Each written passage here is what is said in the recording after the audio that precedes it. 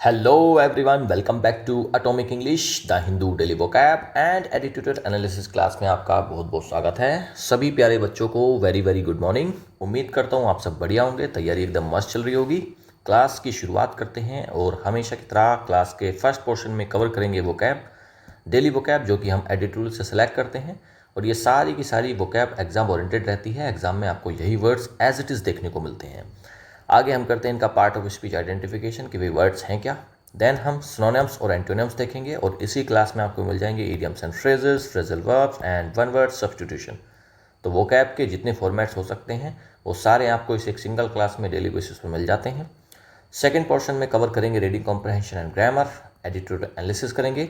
The Hindu से एक प्यारा सा एडिटोरियल उठाएंगे और उसको डिटेल में एनालाइज करेंगे, जिससे आपका रीडिंग कॉम्प्रहेंशन पार्ट स्ट्रॉन्ग होगा और एग्जाम में फिर आपको अनसीन पैसेज अच्छे से समझ में आने लगेंगे। आगे हम कवर करेंगे comprehension MCQs and grammar MCQs, जो कि एग्जाम पॉइंट ऑफ व्यू से एक अच्छी प्रैक्टिस है और बिल्कुल एग्जाम वाले फॉर्मेट पर ही इनको भी रखते हैं। तो आपको लगेगा कि आप क्वेश्चन पेपर ही सोल्व कर रहे हो, तो ये भी एक अच्छी प्रैक्टिस है एग्जाम पॉइंट ऑफ व्यू से। थर्ड पोर्शन में कवर करेंगे क्लोज टेस्ट एंड PQRS यानी कि पैरा जंबल, और आजकल बहुत ज़्यादा आते हैं, हर एग्जाम में आपको देखने को मिलते हैं और काफ़ी डिफिकल्ट होते हैं। क्लोज टेस्ट में और PQRS में सबसे ज़्यादा मार्क्स कटते हैं बच्चों के और समझ में नहीं आता कि कौन से ऑप्शन को सिलेक्ट करना है। क्लोज टेस्ट में तो समझ ही नहीं आता है कि भाई चूज़ कौन सा ऑप्शन करें, और PQRS में सीक्वेंस समझ में नहीं आता है कि भाई किस तरीके से सेंटेंस को, पूरे पैराग्राफ को फ्रेम करें। तो ये दोनों चीज़ें जो हैं, जब मैं कुछ ट्रिक्स बताता हूँ और साथ में आप डेली बेसिस पे मेरे साथ प्रैक्टिस करते हो, तो उसके बाद ये चीज़ें आसान हो जाती हैं इनको टैकल करना, और फिर आप यहाँ पर भी फुल मार्क्स सिक्योर कर पाएंगे। फोर्थ ऑप्शन में हम कवर करते हैं ट्रिकी एमसीक्यूज प्रैक्टिस। ये जो फोर्थ पोर्शन है वीडियो का सबसे इंपॉर्टेंट पोर्शन यही है। जितनी आपने स्टार्टिंग में वोकैब पढ़ी है, इन सभी की ट्रिकी एमसीक्यूज के साथ जब हम प्रैक्टिस कर लेते हैं, उसके बाद तो भाई चीज़ें जो आपने आज की तारीख में पढ़ी हैं वो सारी की सारी आपको रट जाती हैं। ये एक अकेली क्लास ही काफ़ी है आपकी पूरी की पूरी कंप्लीट इंग्लिश को बूस्ट कराने के लिए, क्योंकि यहाँ पर कंटेंट आप देखो कितना ज़्यादा है। फर्स्ट पोर्शन में आप वोकैब पढ़ते हो, सेकंड और वोकैब के भी सारे formats, idioms and phrases, phrasal verbs, one word substitution, antonyms, synonyms, सब कुछ इसमें कवर हो जाता है आपका। सेकंड पोर्शन में आप रीडिंग कॉम्प्रहेंशन पढ़ते हो। थर्ड यहाँ पर आप साथ के साथ ग्रामर पढ़ लेते हो। फोर्थ पोर्शन में आप यहाँ पर कवर करते हो क्लोज टेस्ट, भाई क्लोज टेस्ट, ठीक है, क्लोज टेस्ट पढ़ लेते हो। फिफ्थ यहाँ पर आप पढ़ लेते हो PQRS। सिक्स्थ यहाँ पर आपकी साथ के साथ ट्रांसलेशन चलती है। सेवन्थ यहाँ पर एक पूरी की पूरी प्रैक्टिस, क्योंकि ये पूरा अपने आप में प्रैक्टिस सेट भी है। लगभग 10 के आसपास एडिटोरियल वाले पोर्शन में क्वेश्चन मिलते हैं और 25 के आसपास मिलते हैं आपको वोकैब वाले में। तो 35 के आसपास आपको डेली बेसिस पर क्वेश्चन मिल जाते हैं। मुझे नहीं लगता पूरे यूट्यूब पर आपको ऐसा कंटेंट मिल जाएगा, और जिस तरीके से मैं आपको समझाता हूँ एग्जाम ओरिएंटेड सारा का सारा कंटेंट है। एक सिंगल चीज़ आपको ऐसी नहीं मिलेगी जो कि एग्जाम पॉइंट ऑफ व्यू से इंपॉर्टेंट ना हो। वर्ड सिलेक्शन देखना मेरा, idioms, phrases, phrasal verb, one word substitution, सब कुछ बिल्कुल वही हैं जो प्रीवियस ईयर आ चुके हैं, एग्जाम्स में पहले पूछे जा चुके हैं, उन्हीं को हम यहाँ पर रखते हैं। फालतू का यहाँ कुछ नहीं मिलता। तो ये क्लास आपके लिए बहुत इंपॉर्टेंट है। बेनिफिशरीज, कौन लोग इनका बेनिफिट ले सकते हैं इस क्लास का? SSC के जितने एस्पिरेंट्स हैं, चाहे वो CGL की तैयारी करते हो, CPO, CHSL या स्टेनो, या कोई और भी एग्जाम है अगर SSC का जिसमें इंग्लिश आती है, तो उन सभी के लिए बहुत इंपॉर्टेंट क्लास होती है ये। उसके अलावा अगर आप बैंक की तैयारी करते हैं, रेलवे, टीचिंग, डिफेंस जैसे NDA, CDS, या फिर आप UPSC एस्पिरेंट्स हैं, आप सभी के लिए बहुत ही बेनिफिशियल क्लास है। मॉर्निंग में हो जाती है 8 बजे, तो इसको डेली बेसिस पर मॉर्निंग में ही निपटा दिया करें। इंग्लिश पढ़ने का सबसे अच्छा समय ही होता है मॉर्निंग। उसके बाद दिन में आप GS और रीजनिंग पढ़ सकते हो, और नाइट में आप पढ़ा करें मैथ्स, क्योंकि मैथ्स जब आप पढ़ोगे आपका माइंड अलर्ट रहेगा और फिर उसके बाद आपको नींद भी नहीं आएगी और आप अच्छे से उसको कवर कर सकते हो। तो रात में मैथ्स पढ़ना है, दिन में रीजनिंग और GS, और मॉर्निंग में क्या कर देना है आपको, इंग्लिश की क्लासेस को लगा लेना है। ऑलराइट, चलिए भाई शुरू करते हैं क्लास को। और शुरू करने से पहले चैनल पर अगर नए हैं तो सब्सक्राइब कर लेंगे, बेल आइकन को प्रेस कर लेंगे for more important updates. Vocabulary, आज का पहला वर्ड है ग्रेवयार्ड। नाउन होता है कब्रिस्तान को बोलते हैं graveyard, a place where dead people are buried. Grave का मतलब होता है कब्र, तो ग्रेवयार्ड क्या है? कब्रिस्तान, जहाँ पर बहुत सारी कब्रें हैं। एक ऐसा प्लेस है जहाँ पर डेड पीपल आर बरीड, जहाँ पर मृत लोगों को, मरे हुए लोगों को बरी किया जाता है, दफनाया जाता है। The old graveyard was overgrown with weeds. जो पुरानी ग्रेवयार्ड थी वो ओवरग्रोन होगी, मतलब वहाँ पर किस चीज़ की बढ़ोतरी हो गई? वीड्स क्या होता है? जो जंगली झाड़ियाँ वगैरह होती हैं उनकी, ठीक है जी। सिमेट्री, ब्यूरियल ग्राउंड, और नेक्रोपोलिस, ये तीनों जाते हैं इसके सिनोनिम्स से। सिमेट्री बहुत इंपॉर्टेंट वर्ड है, ये एग्जाम में कई बार आया है। नेक्रोपोलिस भी नया वर्ड है, ये भी एग्जाम में पॉसिबिलिटीज़ की भी है आने की।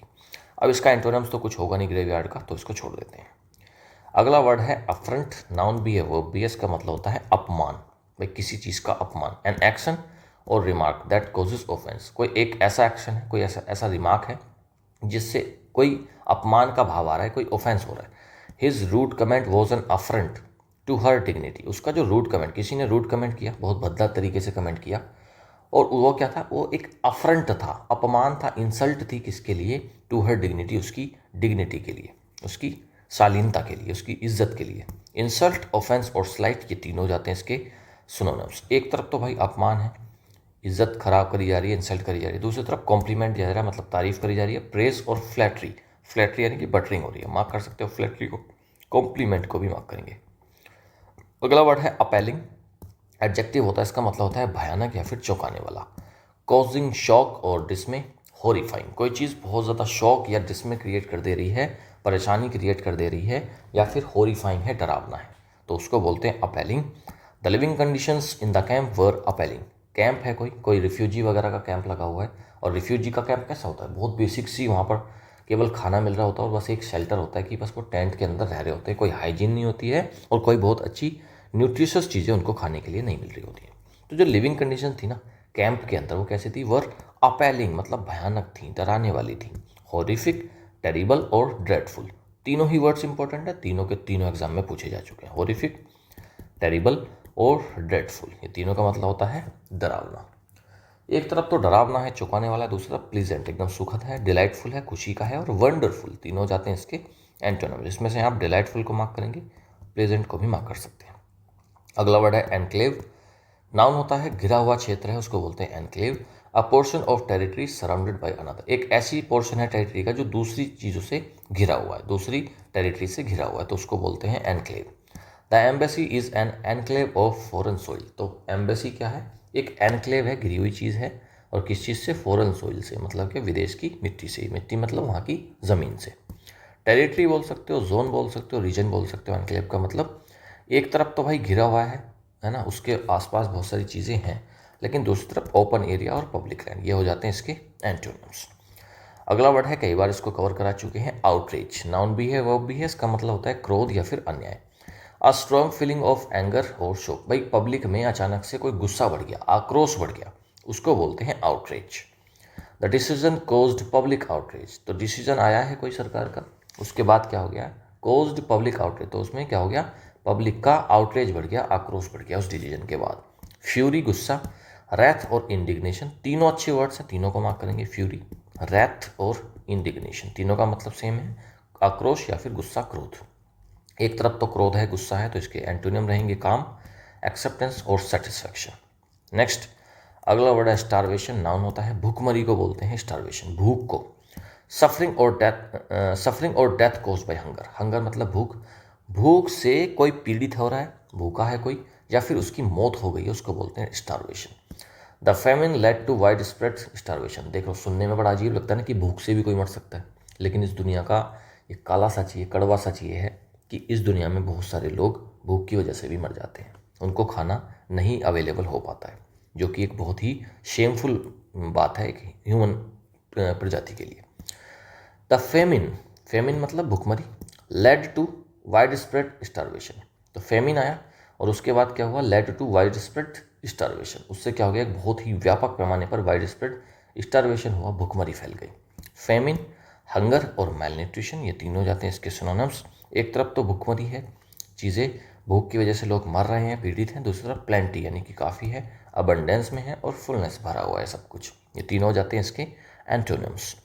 अगला वर्ड है स्क्वीज, वर्ब भी है और ये नाउन भी है, इसका मतलब होता है दबाना या फिर निचोड़ना, स्क्वीज करना मतलब निचोड़ देना बिल्कुल। टू प्रेस समथिंग फर्मली, बहुत कड़ी तरीके से किसी चीज़ को प्रेस करना, दबाना। She squeezed the lemon for juice, उसने क्या करा है, स्क्वीज करा है, दबाया है, बिल्कुल निचोड़ा है किस चीज़ को, लेमन को, फॉर जूस, जूस निकालने के लिए। प्रेस करना, कंप्रेस और क्रश, ये तीनों जाते हैं इसके सिनोनिम्स में से आप कंप्रेस को मार्क करेंगे। एक तरफ तो क्रश भी अच्छा वर्ड है, इसको भी मार्क करो, क्रश का मतलब होता है कुचलना। एक तरफ तो भाई दबाया गया, निचोड़ा गया, कुचला गया, दूसरी तरफ रिलीज कर दिया, एक्सपेंड करा, और लूजन मतलब हल्का छोड़ दिया, तीनों जाते हैं इसके एंटोनिम्स। अगला वर्ड है एजोल्ट, नाउन भी है वर्ब भी है। इसका मतलब होता है हमला, एक वॉयलेंट फिजिकल और वर्बल अटैक। भाई किसी के ऊपर आप फिजिकली या वर्बली अटैक कर दे रहे हो उसको बोलते हैं अजोल्ट करना, और वॉयलेंट है।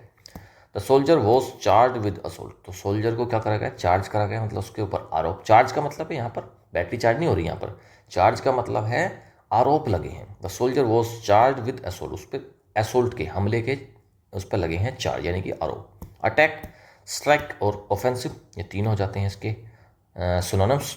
एक तरफ तो हमला हो रहा है, अटैक हो रहा है, दूसरी तरफ इसका उल्टा एंटोनिम रहेगा डिफेंस, प्रोटेक्शन और गार्ड, ये तीनों हो जाएंगे इसके एंटोनिम्स। अगला वर्ड है कॉन्क्रीट, एडजेक्टिव भी है, नाउन भी, इसका मतलब होता है ठोस या फिर स्पष्ट। डेफिनेट और स्पेसिफिक, अ बिल्डिंग मटेरियल, कोई चीज़ बहुत डेफिनेट है, एकदम स्पेसिफिक है, स्पष्ट है, क्लियर है और काफ़ी ज़्यादा मजबूत है, उसको बोलते हैं कॉन्क्रीट। या फिर एक बिल्डिंग मटेरियल भी कॉन्क्रीट होता है। She gave concrete evidence to support her claim, उसने क्या करा है, कॉन्क्रीट एविडेंस दिए, एकदम क्लियर स्पष्ट ठोस सबूत दिए हैं, टू सपोर्ट हर क्लेम, अपने क्लेम को, अपने दावे को सपोर्ट करने के लिए। कॉन्क्रीट, अच्छा ये देखो, कोई एक रोड बनी होती है कॉन्क्रीट की। कॉन्क्रीट क्या होता है, जो सीमेंट वगैरह से बनी हुई चीज़ें होती हैं, उसमें स्टोन्स वगैरह पतले पतले वो पड़े होते हैं, पत्थर, बजर पुट वगैरह क्या बोलते हैं उसको, वो सारा कुछ पड़ा होता है, तो वो क्या होता है, कॉन्क्रीट यानी कि बहुत मजबूत होता है। तो कोई भी चीज़ अगर कॉन्क्रीट है तो मतलब क्या, वो बहुत ज़्यादा स्ट्रॉन्ग है। तो कॉन्क्रीट प्लान अगर कोई है तो वो बहुत ही मजबूत प्लान है। टेंजिबल, डेफिनिट और सॉलिड, ये तीनों हो जाते हैं इसके सिनोनिम्स। मार्क करेंगे इसमें से टेंजिबल को। एक तरफ तो भाई ठोस है, काफ़ी मजबूत है, स्पष्ट है, दूसरी तरफ एब्स्ट्रैक्ट, वेग और इनडेफिनिट, ये तीनों हो जाएंगे इसके एंटोनिम्स। इसमें से आप मार्क करेंगे वेग, कितनी बार एग्जाम में पूछा गया है, बहुत इंपॉर्टेंट वर्ड है, इसको मार्क करते हुए चलेंगे। अगला वर्ड है रोग, नाउन भी है, एडजेक्टिव भी है, इसका मतलब होता है बदमाश या फिर दुष्ट। अ डिसऑनेस्ट और अनप्रिंसिपल्ड पर्सन, एक ऐसा एक बेईमान टाइप का आदमी है, अनप्रिंसिपल, उसके कुछ मॉरल वैल्यूज़ नहीं है, उस टाइप का कोई व्यक्ति है, उसको बोलते हैं rogue. The rogue trader cost the company millions, एक रॉग ट्रेडर था, एक व्यापारी था, रॉग यानी कि बेईमान व्यापारी था। कॉस्ट द कंपनी मिलियंस, उसने कंपनी को मिलियंस रुपए का कॉस्ट कराया है, मतलब घाटा दिया है। विलन है कोई, स्कॉन्ड्रेल है, और क्रूक यानी कि चोर है, चोर लुटेरा बेईमान, तो स्कॉन्ड्रेल को मार्क करेंगे, क्रूक को मार्क करेंगे, विलन का तो पता है आपको। एक तरफ तो भाई बदमाश है, दुष्ट है, दूसरी तरफ जेंटलमैन, नोबलमैन और जेंटलमैनली, ये तीनों जाएंगे इसके एंटोनिम्स। नेक्स्ट अगला वर्ड है कॉम्प्लिसिट, एडजेक्टिव होता है सहभागी को, गलत काम में अगर कोई काम कर रहा है तो उसको बोलते हैं complicit. Involve with others in an illegal activity और रॉन्ग डूइंग, भाई कोई व्यक्ति अगर किन्हीं दूसरे व्यक्तियों के साथ इलीगल एक्टिविटी में शामिल है, रॉन्ग डूइंग गलत काम में शामिल है, उसको बोलते हैं complicit. He was complicit in the bank robbery, वो क्या था, कॉम्प्लिसिट था, शामिल था, इन द बैंक रोबरी के अंदर। ठीक है, बैंक रोबरी यानी कि रोबरी होती है चोरी, तो बैंक चोरी में वो क्या था, कॉम्प्लिसिट था, शामिल था, सहभागी था। इन्वॉल्व, कॉन्स्पायरिंग और कल्यूसिव, ये तीनों हो जाते हैं इसके सिनोनिम्स। एक तरफ तो भाई शामिल है, किसी दोष में, किसी क्राइम में शामिल है, दूसरी तरफ इनोसेंट, एकदम इनोसेंट है, निर्दोष है, ब्लेमलेस है, उस पर ब्लेम नहीं लगाया जा सकता, और अनइन्वॉल्व है, वो इन्वॉल्व नहीं था, ये तीनों हो जाते हैं इसके एंटोनिम्स। इसमें से आप कॉन्स्पायरिंग को मार्क करेंगे और कल्यूसिव को भी मार्क करेंगे। नेक्स्ट कल्यूसिव मतलब वही शामिल होना। अगला वर्ड है एट्रोसिटीज, नाउन होता है अत्याचार या क्रूरता को बोलते हैं एट्रोसिटीज। एक्सट्रीमली विकेड और क्रूअल एक्ट्स, बहुत ज़्यादा खराब, बहुत ज़्यादा घिनौने कोई एक्ट्स हैं, उनको बोलते हैं एट्रोसिटीज, अत्याचार, क्रूरता। War atrocities shocked the entire world, war चल रहा है, युद्ध चल रहा है किन्हीं दो देशों के बीच में, और वॉर के अंदर जो एट्रोसिटीज़ हो रही हैं, जो अत्याचार किया जा रहा है, जो क्रूरता हो रही है, उसने शॉक कर दिया है एंटायर वर्ल्ड, पूरे विश्व को। क्रूअल्टी, बारबैरिटी और हॉरर, ठीक है, इसमें से आप मार्क करेंगे बारबैरिटी को। बारबैरिटी का मतलब होता है एकदम अत्याचार, एकदम बिल्कुल बिल्कुल, मतलब ज़्यादा क्राइम इस तरीके से करना कि घिनौना लगे बहुत ज़्यादा, तो होती है बारबैरिटी। और हॉरर भी इसमें से बोल सकते हो, हॉरर मतलब एकदम आतंक। इसका उल्टा क्या रहेगा भैया एंटोनियम एट्रोसिटीज़ का, काइंडनेस, मर्सी यानी कि दया, और कंपैशन। मार्क कर सकते हैं आप कंपैशन को, मर्सी भी आप मार्क कर सकते हो, मर्सी का मतलब होता है दया। वर्ड्स कंप्लीट हुए, अब हम करते हैं ईडियम्स एंड फ्रेजेस। और अगर आपको वीडियो अच्छी लग रही है, वर्ड सिलेक्शन आपको अच्छा लग रहा है, और आपको लगता है कि एग्जाम में ये वर्ड्स आपको ज़रूर मिलेंगे, मिलेंगे ही मिलेंगे भाई, नो डाउट, नो डाउट, 100% कह रहा हूँ, लिख कर दे रहा हूँ इस चीज़ को, एग्जाम में हो ही नहीं सकता कि आपको यहाँ से वोकैब ना मिले। तो अगर आपको मेरे पढ़ाने का तरीका अच्छा लगता है और आपको सारी चीज़ें समझ में आ रही हैं, तो अभी जितने बच्चे देख रहे हैं सारे के सारे वीडियो को अभी के अभी लाइक करेंगे। ईडियम्स कवर करते हैं। वर्क लाइक ए चार्म, बहुत अच्छे से काम करना। टू वर्क वेरी इफेक्टिवली, भाई बहुत अच्छे से अगर आप काम कर रहे हो बहुत इफेक्टिवली तो you are working like a charm. The new medicine work like a charm, तो नई मेडिसिन ने कैसा काम करा है, work like a charm. Charm क्या होता है, जादू। तो एक बहुत अच्छे तरीके से, भाई कोई अगर जादू हो रहा है किसी चीज़ का तो मतलब क्या, बहुत अच्छे से काम हो रहा है, इफेक्टिवली काम हो रहा है। तो नई मेडिसिन ने काम कैसे करा है, वर्क लाइक ए चार्म, एक जादू की तरीके से काम किया, charm. Give a free hand, अच्छा किसी को भी फ्री हैंड कब दिया जाता है कि भाई आप फ्री हैंड हो, मतलब क्या आपके हाथ खोल दिए गए। तो हाथ खोल दिए गए मतलब क्या, आपको स्वतंत्रता मिल गई, आपको फ्रीडम मिल गई, पूरी स्वतंत्रता देना। To allow someone complete freedom to act, किसी को फ्रीडम देना पूरी तरीके से काम करने के लिए, give a free hand. The manager gave the designer a free hand, manager ने डिज़ाइनर को क्या दिया है, एक फ्री हैंड दिया है, मतलब पूरी छूट दी है कि जिस तरीके की ड्रेस, जिस तरीके की भी चीज़ें आप डिज़ाइन करना चाहते हो कर लीजिए। तो फ्री हैंड मतलब फ्रीडम देना। बोन ऑफ कंटेंशन बहुत बार एग्जाम में आया है और सबको इसका मतलब पता भी होगा। बोन ऑफ कंटेंशन, कंटेंशन होता है झगड़ा और बोन होती है हड्डी। तो झगड़े की हड्डी मतलब क्या, विवाद का कारण क्या, रीज़न क्या है झगड़े का, उसको बोल देते हैं बोन ऑफ कंटेंशन। विवाद का कारण, अ सब्जेक्ट कॉजिंग डिसएग्रीमेंट, जिस चीज़ से डिसएग्रीमेंट हो रहा है, जिस चीज़ से झगड़ा हो रहा है उस सब्जेक्ट को बोलते हैं bone of contention. The property dispute was the bone of contention, झगड़े की वजह क्या थी, प्रॉपर्टी डिस्प्यूट, किन्हीं दो भाइयों के बीच में, भाइयों बहनों के बीच में, सिबलिंग्स के बीच में डिस्प्यूट हो रही है किस चीज़ को लेकर, प्रॉपर्टी को लेकर, वो क्या है, was the bone of contention, वो क्या है, झगड़े की, फसाद की असली वजह है। कप ऑफ टी, रुचि का विषय, something one enjoys or is good eight, किसी चीज़ को कोई व्यक्ति अगर एंजॉय करता है, किसी चीज़ को अगर कोई व्यक्ति एंजॉय करता है या फिर किसी काम में बहुत अच्छा है, उसको बोलते हैं cup of T. Gardening is not my cup of T, gardening मुझे पसंद नहीं है, तो मैं उसमें इंटरेस्टेड नहीं हूँ। Writing is my cup of T, मतलब क्या, मुझे राइटिंग पसंद है, मैं इंटरेस्टेड हूँ। तो जो भी आपके इंटरेस्ट का, जो भी आपके पैशन का विषय है उसको बोलते हैं cup of tea. Phrasal verbs, पहला है बैंक ऑन, भरोसा करना, to rely on, rely on मतलब किसी के ऊपर डिपेंड रहना। अच्छा, आप कभी भी जब भी आपको लाइफ में कुछ काम करना होता है, कोई बिजनेस करना होता है, कोई चीज़ परचेज करनी होती है, तो आप किस पर रिलाई ऑन करते हो, आप अपनी बैंक पर ही तो करते हो। भाई आपके पास कुछ खरीदना है तो आप कहाँ से पेमेंट करोगे, बैंक से। आपके पास पैसा नहीं है लेकिन आपको कोई प्रॉपर्टी खरीदनी है तो उसके लिए लोन कहाँ से मिलेगा, बैंक से। तो बैंक ऑन का मतलब क्या होता है, भरोसा करना, रिलाई ऑन होना, किसी चीज़ के ऊपर डिपेंड होना।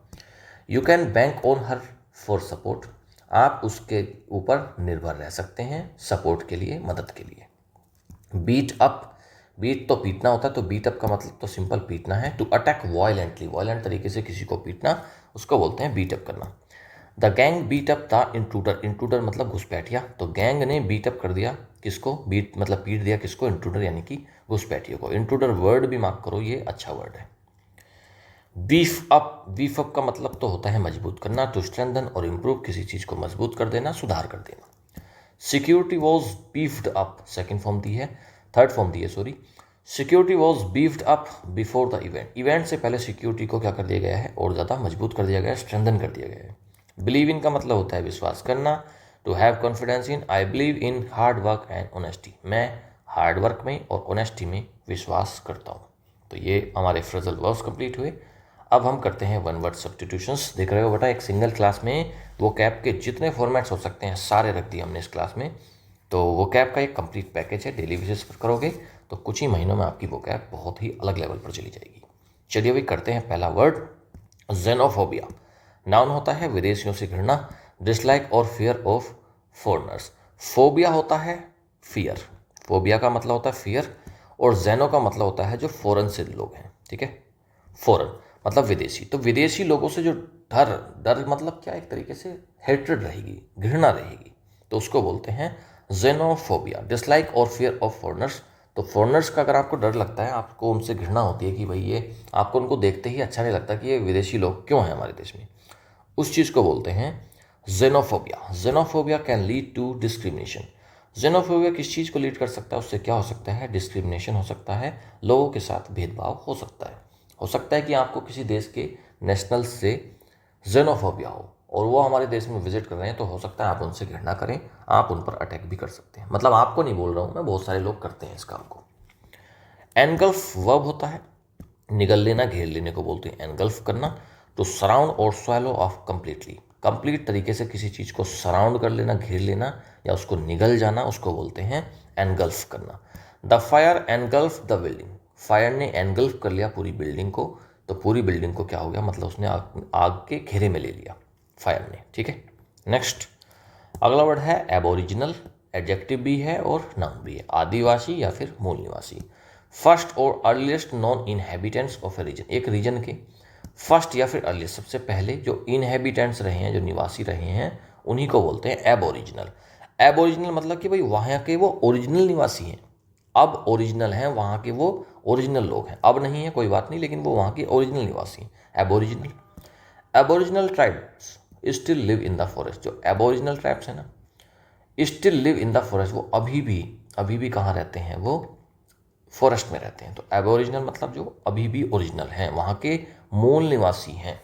एबोरिजिनल समझ में आएगा, ट्रिक बना लो ना, एब ओरिजिनल, अभी भी ओरिजिनल है वो, ठीक है। नेक्स्ट एलिगी, एलिगी होता है एक नाउन और एक शोक गीत, इसको बोलते हैं हिंदी में, एक poem of serious reflection usually about, ये पहले करा रखा है हमने, एक पोएम है जो सीरियस रिफ्लेक्शन है और केवल डेथ के समय पर जब गाई जाती है, शोक गीत, उसको बोलते हैं एलिगी।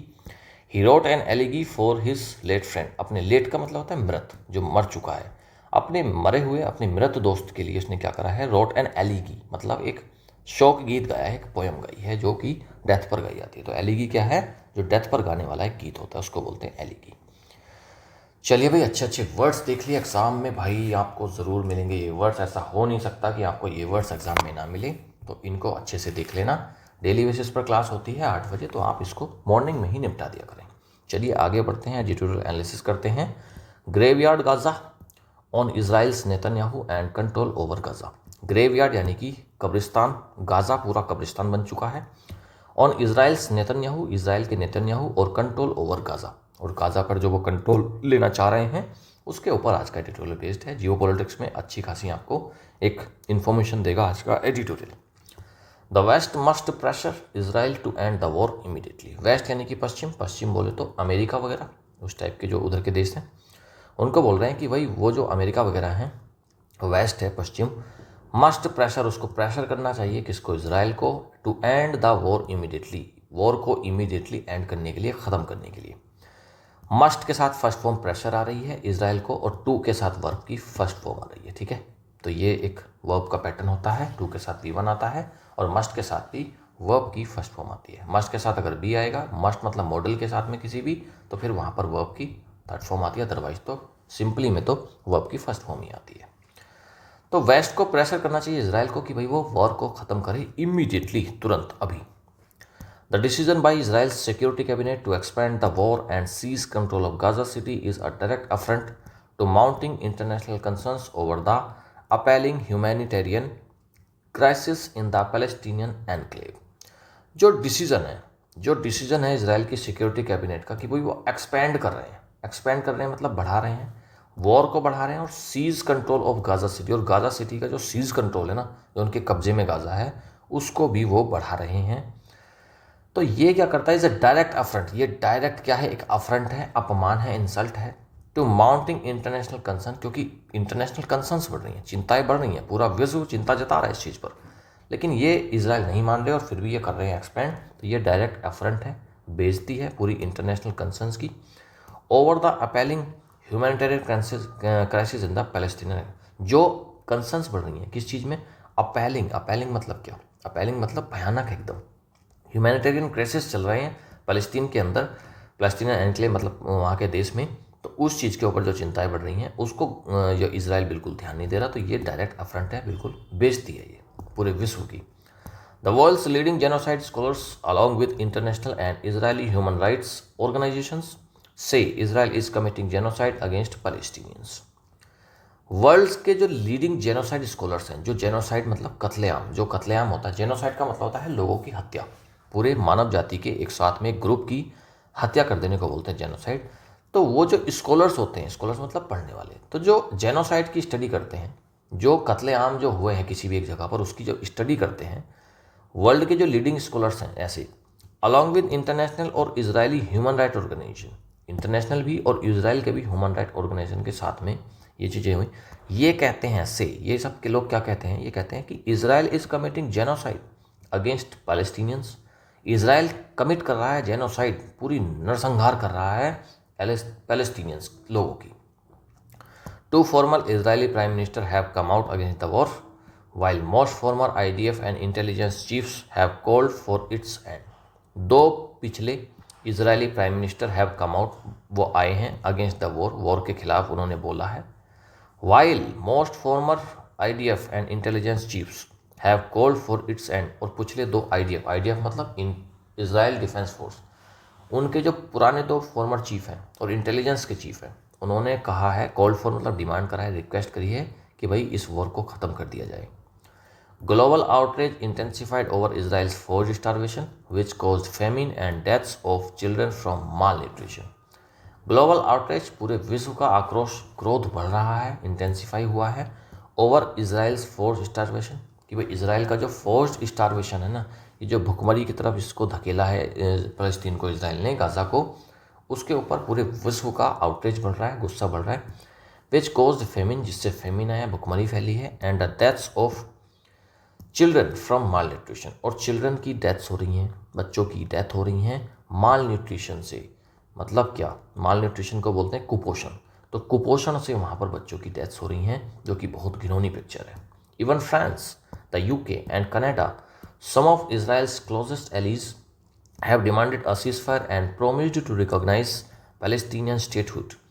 फ्रांस, UK और कनाडा, ऐसे देशों ने भी सम ऑफ इजराइल्स क्लोजेस्ट एली, और इसराइल के कुछ क्लोजेस्ट जो दोस्त हैं, जो उनके पार्टनर हैं, उन्होंने भी डिमांड करी है, have demanded a ceasefire, कि भाई एक सीज फायर करिएगा, and promised to recognise Palestinian statehood, और उन्होंने प्रॉमिस करा है कि भाई वो रिकॉग्नाइज करेंगे, पैलेस्टीन को एक कंट्री ही मानेंगे वो। येट, लेकिन फिर भी Benjamin Netanyahu, Israel's discredited prime minister who is facing an arrest warrant at the International Criminal Court has not paid any attention. लेकिन फिर भी बेंजामिन नेतन्याहू, जो इसराइल के डिस्क्रेडिटेड प्राइम मिनिस्टर हैं, who is facing an arrest warrant, उनके खिलाफ arrest warrant निकले हुए हैं ICJ यानी कि इंटरनेशनल कोर्ट ऑफ जस्टिस में, ये इंटरनेशनल क्रिमिनल कोर्ट में, सॉरी ICJ में नहीं, इंटरनेशनल क्रिमिनल कोर्ट में उनके अरेस्ट वारंट्स निकले हुए हैं। Has not paid any attention, लेकिन वो इन बातों पर कोई ध्यान देते नहीं हैं। He has said that, उन्होंने कहा है कि there was no starvation in Gaza even as images of skeletal children have shocked the world. He has said that, उन्होंने कहा कि भाई कोई स्टारवेशन नहीं है गाजा के अंदर, कोई भुखमरी नहीं फैल रही। Even as images of skeletal children have shocked the world. Gaza में स्केलेटल इमेजेस आ रही हैं बच्चों की, बच्चों के कंकाल पड़े हुए मिल रहे हैं, पूरा वर्ल्ड उससे शॉक्ड है। लेकिन इसराइल के प्राइम मिनिस्टर बेंजामिन नेतन्याहू कह रहे हैं कि कोई गाजा में कोई स्टारवेशन वगैरह नहीं है, कोई भुखमरी नहीं फैली, सब कुछ ठीक है। इमेजेस को भी वो झुटला रहे हैं। He has gone against the concerns of the IDF's top command to secure approval from the security cabinet for his plan to take control of Gaza. He has gone against the concern, जो IDF के द्वारा वहाँ की जो top command है वो चिंताएं जता रहे हैं कि भाई ये ज़्यादा खतरनाक हो रहा है। To secure approval from the security cabinet, कि भाई सिक्योरिटी कैबिनेट से अप्रूवल ले लिया जाए, लेकिन उसको भी ये जो बेंजामिन नेतन्याहू है उसके भी खिलाफ जा रहे हैं, to take control of Gaza, Gaza का कंट्रोल लेने के लिए। This would extend the offensive into the coastal strip stretching from Gaza city in the north to Khan Younis in the south, where thousands of displaced Palestinians have now squeezed themselves into tents, makeshift shelters and bombed out buildings. This would extend the offensive into the coastal strip, stretching from Gaza City to in the north to Khan Yunis.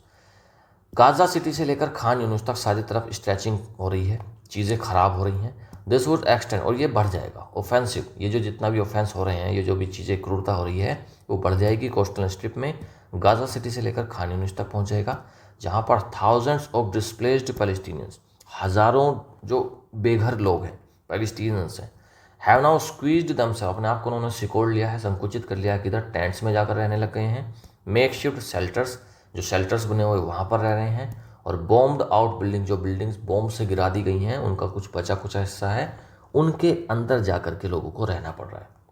Mister Netanyahu says that he intends to take control of Gaza but does not wish to keep it. Mister Netanyahu ये कह रहे हैं कि उनकी मंशा है कि भाई पूरा कंट्रोल लेना उनको गाजा का, but does not wish to keep it, लेकिन उसको वो रखना नहीं चाहते हैं। ये नेतन्याहू के बयान है कि मेरी मंशा है कि पूरे गाजा को कब्जा लूँगा, लेकिन हाँ मेरी ऐसा कुछ नहीं है कि हम इसको रखेंगे, बस फिलहाल के लिए हम इसको रखेंगे। He can not be trusted, उनको ट्रस्ट नहीं किया जा सकता। इन अप्रैल 2024, 2024 अप्रैल में, he claim Israel was a step away from victory, उन्होंने क्लेम किया था कि भाई इज़राइल जो है एक कदम दूर है विक्ट्री से, जीत से। इन मार्च 2025, मार्च 2025 में, he broke a ceasefire and resumed the assault and imposed a blockade on Gaza which triggered the starvation crisis। 2024 में उन्होंने कहा था कि भाई एक कदम पीछे हैं हम जीत से।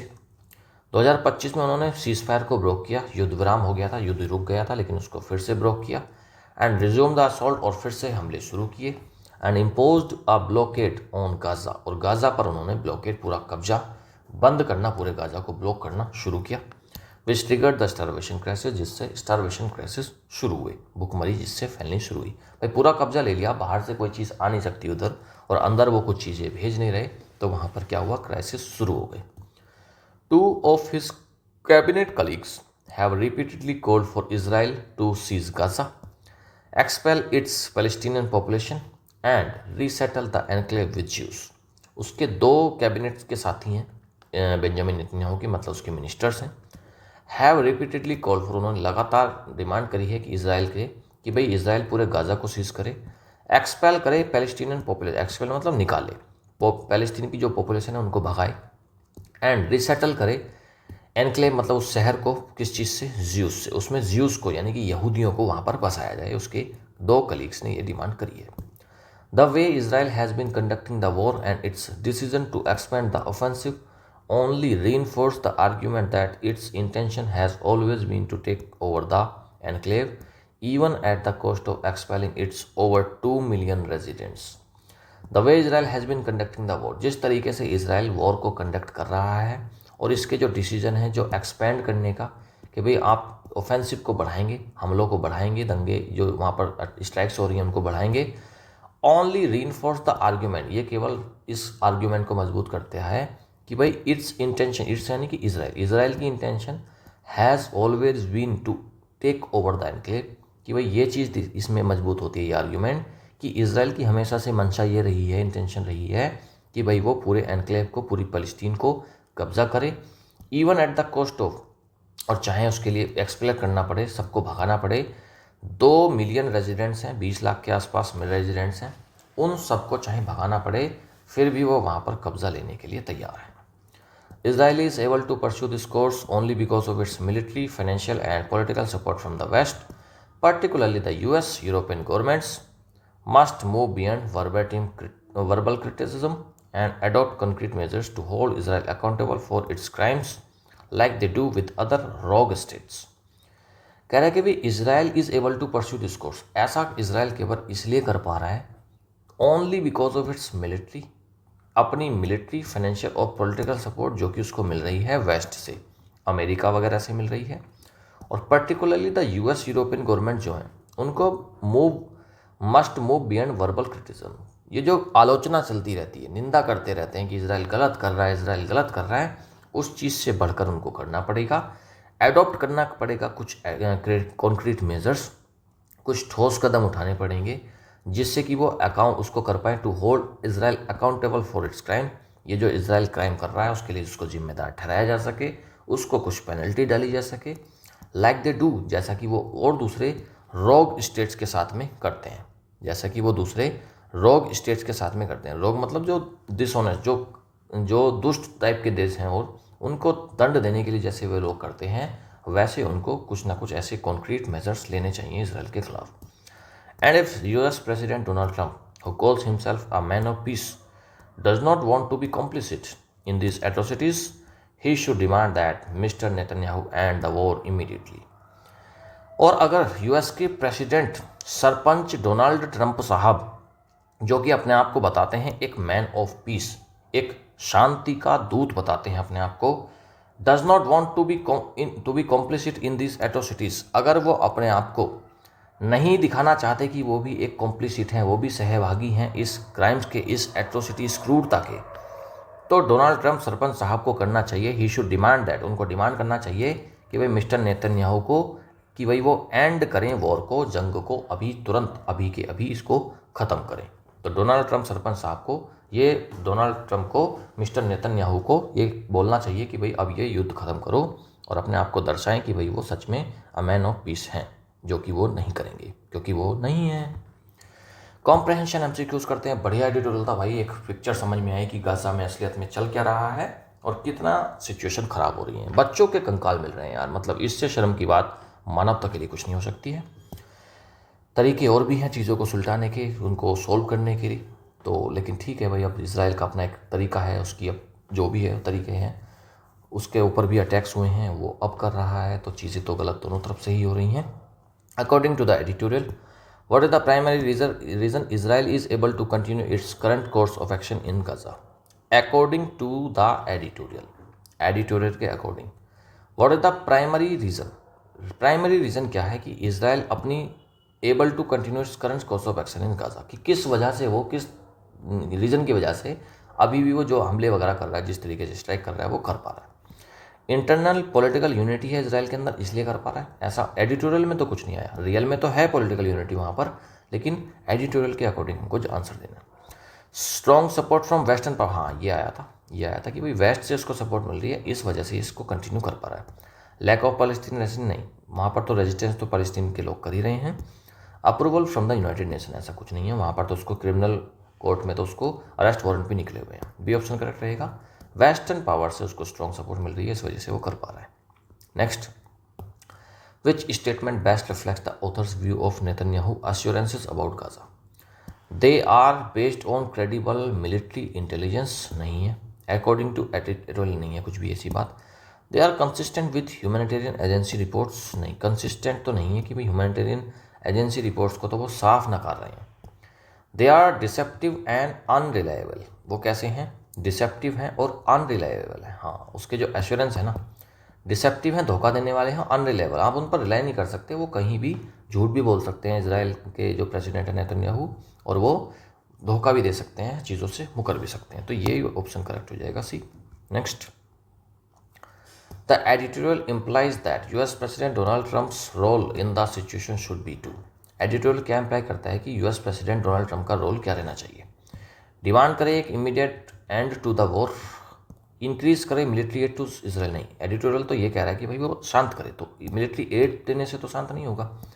मेंटेन करे neutrality to preserve peace talks, इसको काटो। सपोर्ट करे इसराइल के प्लान को कि भाई वो कंट्रोल ले ले गाजा के ऊपर पूरा, नहीं, ए ऑप्शन करेक्ट रहेगा कि भाई डोनाल्ड ट्रम्प डिमांड करे इमीडिएट एंड करवाए वॉर का, उसको बोल के नेतन्याहू को, तो यही ऑप्शन इसमें करेक्ट है, ए ऑप्शन एकदम करेक्ट है।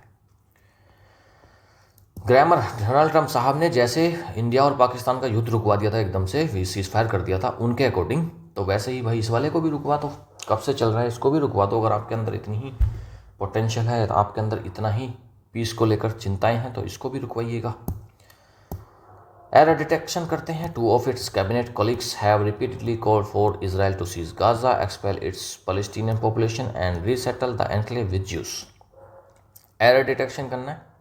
2 of his cabinet colleagues has repeatedly, अरे मिल गया ना, ये तो ये रहा has। 2 of his cabinet colleagues, 2 यानी कि 2 यानी कि प्लूरल के लिए हैज़ नहीं आएगा, हैव आएगा। और वैसे भी देखो 1 of, 2 of, 3 of, जब भी उसके बाद आएगा तो यहाँ पर प्लूरल नाउन यहाँ पर रहती है, ठीक है। तो 1 of के बाद में भी जब आप यूज़ करोगे तो फिर यहाँ पर प्लूरल आप यूज़ करते हो, और यहाँ पर फिर वर्ब क्या आएगी इसके बाद में? 2 है। अगर यहाँ पर 1 होता तब तो हम यूज़ करते हैज़, लेकिन यहाँ पर 2 है तो 2 के लिए यूज़ करेंगे हैव।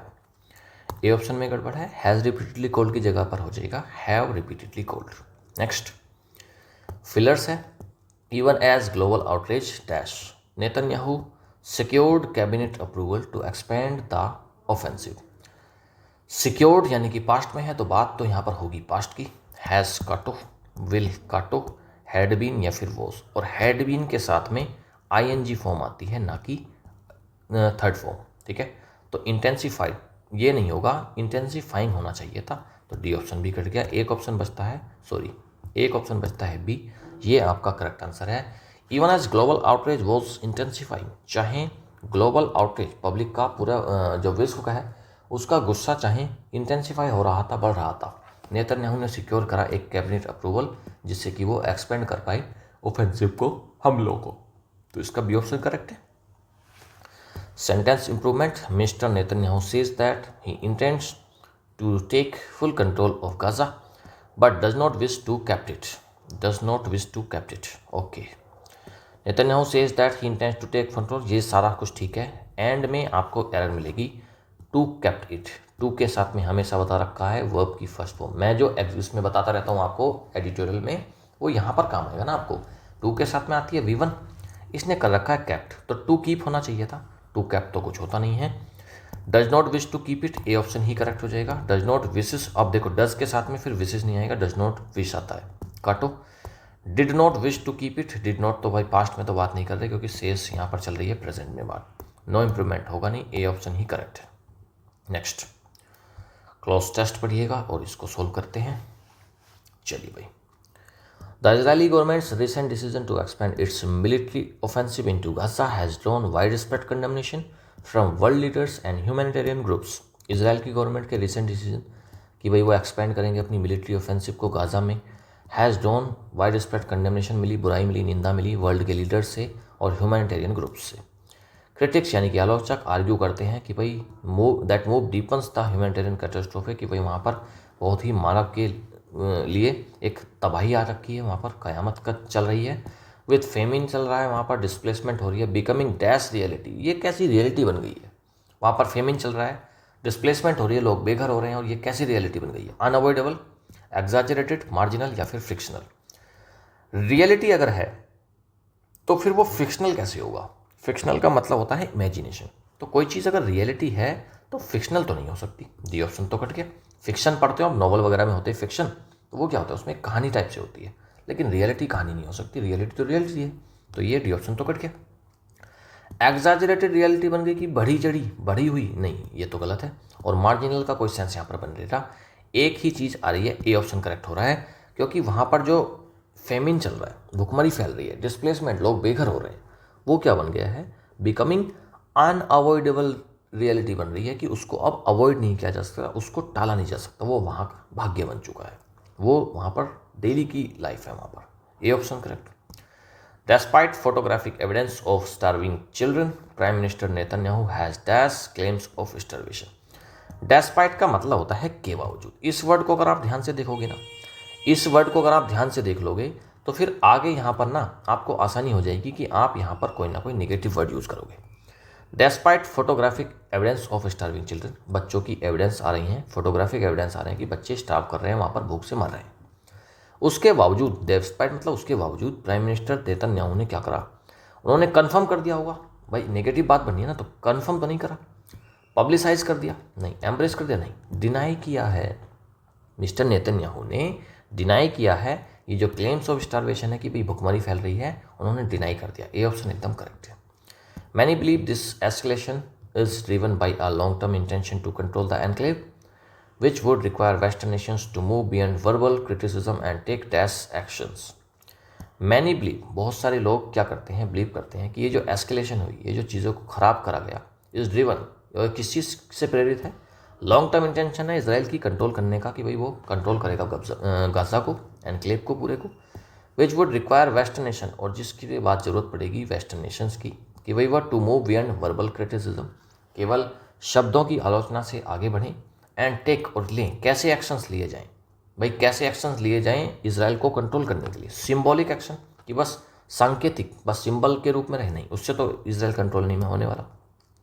हेजिटेंट एक्शन, शर्माते हुए, हिचकते हुए आप एक्शन लोगे तो इसराइल को रोक दोगे, नहीं. कॉन्क्रीट या फिर सेरेमोनियल, सेरेमोनियल की कोई ऐसी बात नहीं, यहाँ पर कोई सेरेमनी थोड़ी ना हो रही है. सी ऑप्शन करेक्ट रहेगा. कॉन्क्रीट, एकदम मजबूत एक्शन लिए जाएं इसराइल के खिलाफ, तभी इसराइल को रोका जा सकता है. सी ऑप्शन एकदम करेक्ट है. नेक्स्ट PQRS करिएगा. रीअरेंज करना है आपको सेंटेंस को एक कोहेरेंट यानी कि मीनिंगफुल सेंटेंस में. The humanitarian crisis in Gaza has reached a point where famine is claiming the lives of children. Netanyahu's refusal to acknowledge this reality has drawn sharp criticism. Images of skeletal children have shocked the global community. Several Western allies have demanded an immediate ceasefire. बताओ भी कहाँ से शुरुआत करें. आज का बड़ा difficult है, थोड़ा सा समझने में थोड़ी सी दिक्कत आएगी, लेकिन अगर ट्रिक से समझेंगे और एक वर्ड को समझेंगे तो वहाँ से आपको समझ में आएगा. Images of skeletal have shocked the global community, कहाँ की इमेजेस आ रही हैं कुछ नहीं पता चल रहा. आर ऑप्शन इसलिए हम यूज़ नहीं करेंगे, काट दो. नेतन्याहू का refusal to acknowledge this reality, कह रहा कि दिस रियलिटी, कौन सी रियलिटी की बात कर रहे हैं इसमें, क्यू ऑप्शन में, ये हमको पता नहीं चल रहा। दिस रियलिटी, कौन सी रियलिटी, हमें पहले कोई एक बात तो पता लगे तभी तो हम शुरुआत करेंगे, तो क्यू ऑप्शन इसलिए आपका कट जाता है। बात करते हैं सेवरल वेस्टर्न एलीज ने have demanded an immediate cease fire, एक डिमांड करी है कि इमीडिएट सीज फायर हो जाए। सीज फायर डिमांड कर दी, कोई तो वजह रही होगी उसकी डिमांड को उस करने की, कि भाई अचानक से, भाई कुछ तो समझ में आएगा ना, कि कहीं से शुरुआत करेगा, पैराग्राफ में हमें ये बताएगा कि ये चल रहा है, ये दिक्कत आ रही है, इसलिए वेस्टर्न एलीज ने क्या करा है, डिमांड करी है कि इमीडिएट सीज फायर की। तो एस ऑप्शन तो लास्ट में रखने वाला ऑप्शन है, ना कि शुरू में, तो एस से शुरुआत हो रही है, ये भी कट गया। एक ही ऑप्शन बचा PRQS, यही हमारा करेक्ट आंसर हो जाएगा। तो एलिमिनेशन से हमने सोल्व कर लिया। अब इसको एक बार पढ़ के भी देख लेते हैं। शुरुआत करेंगे पी ऑप्शन से।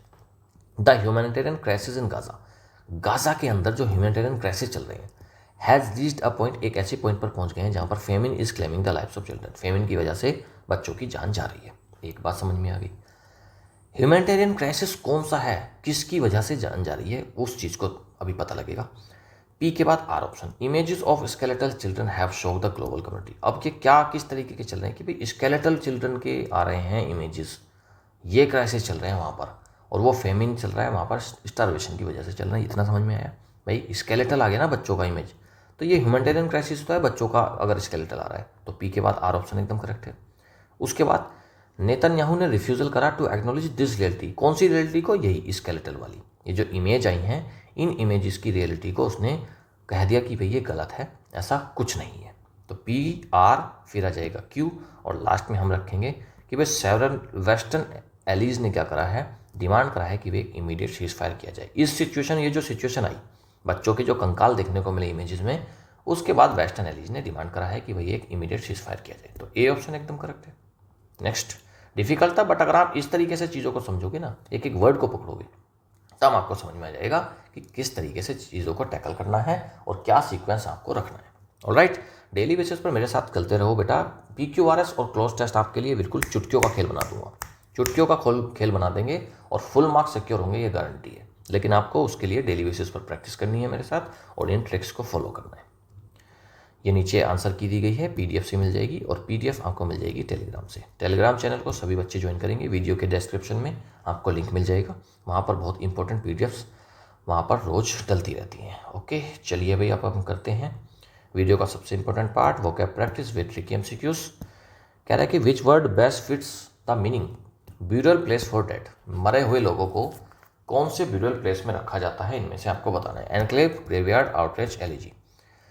एनक्लेव तो होती है वो टेरिटरी जो चारों तरफ से घिरी हुई है, ग्रेवयार्ड, आउटरेज होता है गुस्सा, और एलिजी होती है पोयम जो कि डेथ के समय पर गाई जाती है। तो ग्रेवयार्ड ही इसमें करेक्ट आंसर हो जाएगा, बी ऑप्शन एकदम करेक्ट है।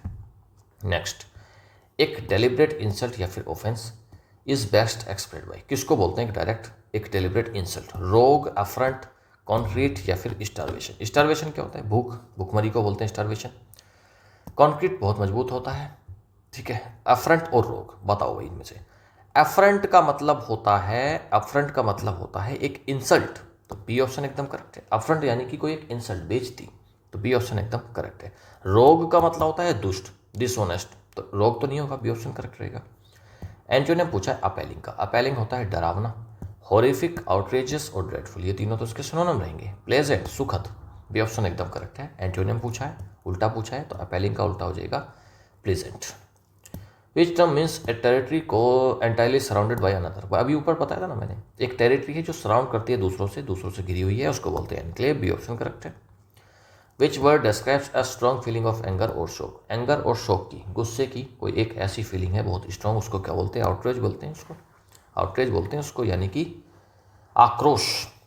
एलिजी तो पोयम होती है। जेनोफोबिया, विदेशी लोगों का डर होता है। अफ्रंट का मतलब होता है बेइज्जती, तो ए ऑप्शन ही करेक्ट है। Severe hunger dealing to suffering, एक ऐसा बहुत ज़्यादा हंगर है, भीषण हंगर है, भूखमरी है, जिससे कि सफरिंग हो रही है, परेशानी हो रही है। फेमिन, स्टारवेशन, रोग या फिर स्क्वीज, बताओ स्क्वीज का मतलब क्या होता है भाई, सिकोड़ना। रोग दुष्ट होता है, स्क्वीज सिकोड़ना, रोग दुष्ट होता है। स्टारवेशन या फिर फेमिन, बताओ सिक्स्थ में से। स्टारवेशन होता है ना भूखमरी, फेमिन क्या होता है, फेमिन का मतलब होता है बीमारी, बीमारी फैल रही है, हैजा वगैरह टाइप का, तो उसको बोलते हैं। तो बी ऑप्शन ही करेक्ट रहेगा, starvation. Which verb means to press firmly together. Press firmly, बहुत तेजी से, बहुत कड़ी सख्ताई तरीके से चीज़ों को प्रेस कर देना, सिकोड़ना या खींचना, उसी को बोलते निचोड़ना। B option correct, squeeze. Which word means violent attack. Violent attack को बोलते हैं असोल्ट। असोल्ट कर रहे हैं भाई, वो एक वायलेंट अटैक हो रहा है। ए ऑप्शन एकदम करेक्ट है। एंटोनियो ने पूछा है कंक्रीट का। कंक्रीट होता है मजबूत, उसको उसका उल्टा पूछा है कंक्रीट, और in the sense of definite, tangible, abstract, solid या फिर डेफिनेट। बताओ भाई इसमें से। अब डेफिनेट के सेंस में बताना है आपको, तो फिर क्या हो जाएगा इसमें से? इसमें से हो जाएगा 9th का एब्स्ट्रैक्ट। बी ऑप्शन एकदम करेक्ट हो जाएगा। Next, which word refers to a dishonest और अनप्रिंसिपल पर्सन। एक डिसऑनेस्ट, बेईमान, और अनप्रिंसिपल, जिसके कोई प्रिंसिपल नहीं है, ऐसा व्यक्ति, उसको क्या बोलते हैं? उसको रोग, एनक्लेव, अफ्रंट या फिर एलिजी। ए ऑप्शन करेक्ट रहेगा। उसको बोलते हैं रोग, दुष्ट, बेईमान। ए option correct. A person involve with others in wrong doing. एक ऐसा पर्सन है जो इन्वॉल्व है दूसरों के साथ में रॉन्ग डूइंग यानी गलत काम में। रोग, कॉम्प्लिसिट, आउटरेज, अपेलिंग। कॉम्प्लिसिट बोलते हैं उसको, कॉम्प्लिसिट यानी कि सहभागी। रोग तो दुष्ट होता है, आउटरेज आक्रोश होता है, अपेलिंग डरावना होता है, तो बी ऑप्शन करेक्ट है, कॉम्प्लिसिट। विच टर्म मीन्स एक्सट्रीमली विकेड और क्रूअल। कोई चीज़ बहुत ज़्यादा विकेड है, क्रूअल है, उसको क्या बोलते हैं? एलिजी, एलिजी या फिर एट्रोसिटीज, स्क्वीज या फिर cup of tea. B option correct हो जाएगा 12 का। इसका मतलब होता है एट्रोसिटीज यानी कि बहुत ज़्यादा क्रूअलता, बहुत ज़्यादा घिनौनापन, दुष्टता। बी ऑप्शन एकदम करेक्ट है, अत्याचार। The medicine worked perfectly is best explained by which idiom. ये मेडिसिन ने करा है एकदम परफेक्टली काम। बोन ऑफ कंटेंशन है वर्क लाइक ए चार्म। हाँ, बी ऑप्शन करेक्ट हो जाएगा। The medicine worked like a charm, एकदम बिल्कुल जादू की तरीके से काम किया है, तो medicine worked perfectly. B option correct. Which idiom means to allow someone full freedom to act. किसी को अलाउ करना फुल फ्रीडम काम करने के लिए, उसको क्या बोलते हैं? Give a free hand. A option ही करेक्ट हो गया। गिव अ फ्री हैंड का मतलब होता है किसी को फ्रीडम देना कि आप जैसे चाहो वैसे काम कर सकते हो। ए ऑप्शन करेक्ट है। Which idiom means a cause of dispute. एक झगड़े का कोई वजह है, उसको क्या बोलते हैं? Cup of tea, bone of contention. B option correct है। बोन ऑफ कंटेंशन उसको बोलते हैं झगड़े के कारण को। Next, which idiom means something one enjoys or is good at. कोई चीज़ को आप एंजॉय करते हो और आप किसी चीज़ में अच्छे हो, उसको क्या बोलते हैं? बोन ऑफ कंटेंशन, तो झगड़े का कारण है। कप ऑफ टी होता है वो। कप ऑफ टी का मतलब होता है कि आप किसी चीज़ में अच्छे हो, इंटरेस्टेड हो, और आपका वो पैशन है, आप उसको आराम से कर सकते हो बहुत अच्छे से। बी ऑप्शन करेक्ट है। Which phrasal verb means to rely on. Rely on का मतलब होता है निर्भर होना, डिपेंड होना। तो बैंक कौन, बैंक के ऊपर ही तो आप निर्भर रहते हो किसी भी काम को करने के लिए, पैसा वहीं से तो चाहिए होता है, तो बैंक कौन मतलब rely on. A option correct है। Phrasal verb to attack violently, उसको क्या बोलते हैं? Bank on, beat up, beef up या फिर बिलीव इन। बीट अप का मतलब होता है किसी के ऊपर अटैक करना, पीटना किसी को, तो बी ऑप्शन एकदम करेक्ट है। फ्रेजल वर्ब का अगला क्वेश्चन, टू मेक स्ट्रोंगर, किसी चीज़ को मजबूत बनाना। बीट अप, पीटना, बैंक ऑन, निर्भर करना किसी चीज़ पर। बीफ अप का मतलब होता है किसी चीज़ को मजबूत करना। नेक्स्ट, अगला है to have faith in something, किसी चीज़ में फेथ रखना, बिलीव करना, तो ये तो बिलीव इन हो जाएगा। डी ऑप्शन इसका करेक्ट हो जाएगा। नेक्स्ट, विच टर्म मीन्स फियर और हेट्रेड ऑफ फॉरनर्स। फॉरनर से अगर आप डर रहे हो, फॉरनर से अगर आप नफरत करते हो, उसको बोलते हैं क्या? एबोरिजिनल, एलेगी, जेनोफोबिया या फिर एनगल्फ। सी ऑप्शन करेक्ट हो जाएगा, जेनोफोबिया। सी ऑप्शन एकदम करेक्ट है, जेनोफोबिया। फोबिया डर, और जेनो मतलब फॉरनर्स का, तो फॉरनर्स का डर है, फॉरनर से हेट्रेड है, वही होता है xenophobia. C option correct. Which verb means to surround और स्वैलो कम्प्लीटली। कंप्लीट तरीके से किसी चीज़ को सराउंड कर लेना, स्वैलो कर देना, उसको क्या बोलते हैं? एनगल्फ करना बोलते हैं उसको, घेर लेना, निगल जाना। बी ऑप्शन एकदम करेक्ट है। गल्फ क्या होती है? खाड़ी होती है, एक खाई होती है गल्फ, है ना, खाड़ी को ही तो बोलते हैं। अगर कोई चीज़ एनगल्फ हो गई तो मतलब खाड़ी में गिर गई, मतलब क्या? खाड़ी उसको निगल गई, तो एनगल्फ का मतलब होता है निगल जाना, खा जाना, सराउंड कर लेना उसको पूरे तरीके से। Which word refers to the earliest non inhabitants of a land. एक लैंड के पुराने वासी, उनको क्या बोलते हैं? उनको बोलते हैं एबोरिजिनल, उनको बोलते हैं एबोरिजिनल, तो ए ऑप्शन इसमें करेक्ट हो जाएगा। रोग तो दुष्ट है, अफ्रंट का मतलब होता है बेइज्जती, इंसल्ट। जेनोफोबिया होता है, जेनोफोबिया होता है विदेशियों का डर या फिर उनसे नफरत। तो 3 ऑप्शन तो वैसे ही कट गए, एक ऑप्शन बचता है एबोरिजिनल, यही है अब ओरिजिनल है, वो वहाँ के अभी भी ओरिजिनल है, तो ए ऑप्शन एकदम करेक्ट है। 24 का आंसर आप बताएंगे कि इसमें से which term means a mournful poem written for someone who has died. कोई मर गया है, उसके लिए एक पोयम को गाना है। एलिगी होता है, रोग होता है, अफ्रंट होता है, एट्रोसिटीज होता है, इनमें से आप बताएंगे कौन सा ऑप्शन करेक्ट है, और आप ABCD ना लिखकर पूरा वर्ड लिखेंगे कि कौन सा वर्ड क्वेश्चन 24 का करेक्ट है। ऑलराइट, कमेंट में आप लिखेंगे आज कितने क्वेश्चन थे बेटा। 10 क्वेश्चन थे और यहाँ पर 24 क्वेश्चन थे। 10 में से 34 हो गए टोटल। 10 में से अगर आपके 6+ क्वेश्चन आ रहे हैं तो ठीक है, आज थोड़े से अच्छे क्वेश्चन थे। और 24 में से वर्ड्स भी आज ठीक थे, तो 24 में से अगर आपके 18+ आ रहे हैं तो ये एक अच्छा स्कोर है। 34 में से कुल मिलाकर लगभग 24+ क्वेश्चंस अगर आपके सही हो गए तो ये एक आपका अच्छा स्कोर है। आप काफ़ी कुछ सीख रहे हैं, आपकी तैयारी को लगातार बनाए रखिएगा। और वीडियो अच्छी लगी है तो लाइक करेंगे, शेयर करेंगे, कमेंट करेंगे, ज़्यादा से ज़्यादा फैलाएंगे सब जगह पर। और चैनल को अभी तक सब्सक्राइब नहीं करा, सब्सक्राइब करेंगे। चलिए बेटा, आप मेहनत करते रहिए, लगातार मेहनत में बने रहिए, तैयारी करते रहिएगा अपनी। मुझे पूरी उम्मीद है आपकी मेहनत एक दिन ज़रूर रंग लाएगी। Thank you, have a nice day, good bye.